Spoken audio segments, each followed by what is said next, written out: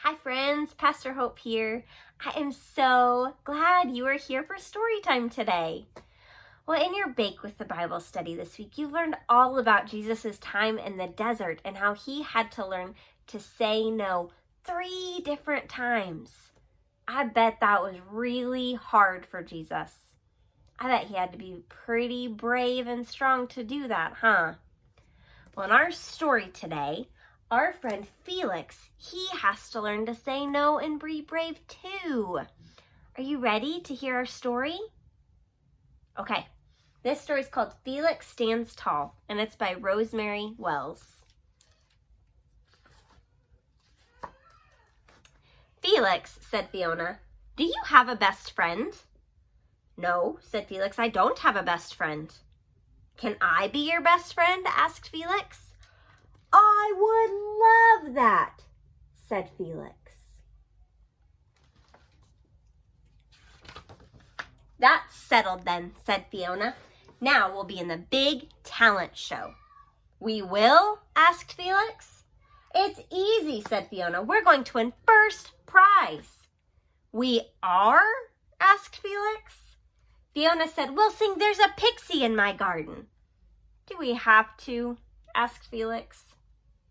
Best friends do everything together, said Fiona.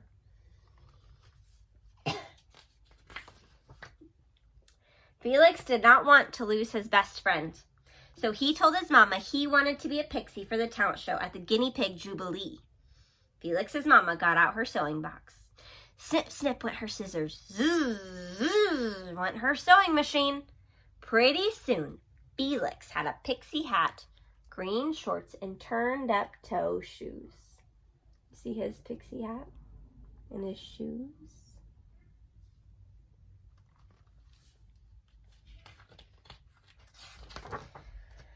Fiona was all ready for Felix. Now we have to practice, she said. Fiona taught Felix to sing There's a Pixie in My Garden. Then she taught him the Texas slide step and how to line dance in costume.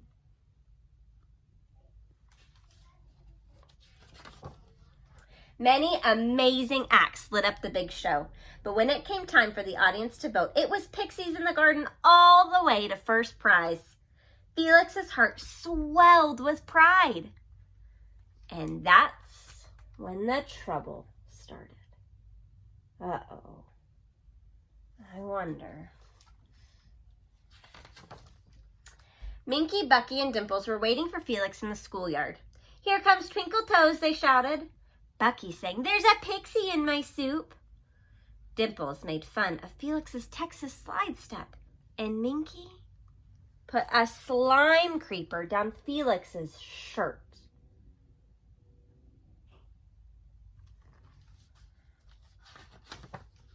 Felix ran home as fast as he could. What happened to my angel boy? Asked Felix's mama. Felix told her about Minky, Bucky, and Dimples and the slime creeper. Felix, my angel, you are going to have to stand tall, said Felix's mama.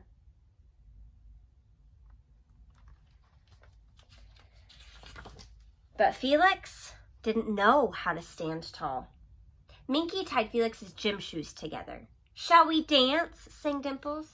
Bucky put a chirping plastic cricket in Felix's egg salad sandwich. Oh, goodness. They are not being kind, are they? Felix, you are a hot mess, said Fiona at lunchtime. Felix didn't want to be a hot mess. Watch me, said Fiona. Fiona stared down Dimples, Bucky, and Minky until they slinked away. I could never do that, said Felix. I'm wearing a magic protection suit, said Fiona. I don't see anything, said Felix. It's invisible, said Fiona. I have an extra.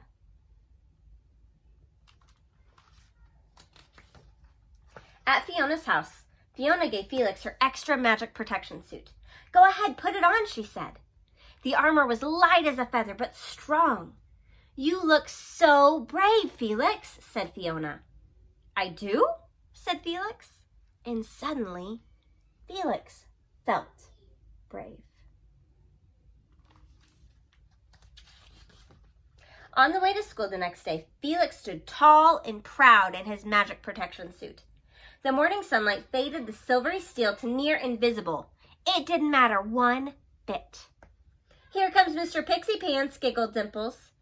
"Take that back," said Felix.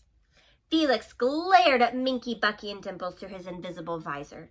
Clang went the invisible lance on the sidewalk. Whop went his invisible gauntlets. The troublemakers melted away like snow. Felix couldn't wait to tell Fiona. You see his suit? It does look kind of invisible, doesn't it? But before he could say a word, Fiona said, "Oh, Felix, how about wearing twin cupcake costumes for the Halloween parade?" Felix knew he would have to stand tall again. "How about being fire-breathing dragons?" said Felix. I wonder, have you ever had to say no to a friend? I wonder how Felix felt when he learned to stand tall. I bet maybe he felt a little bit afraid and a little bit brave, maybe at the same time. Both our story about Felix and our story about Jesus remind us that there are important times to say no and to stand up for ourselves and for what we know is right. So this week and throughout the season of Lent, as you are faced with different times, that you know that you are supposed to stand up for yourself or the right thing, I hope that you will remember these stories and they will help you to be brave. All right, friends, that's it for today. I'll see you next week, okay? Bye.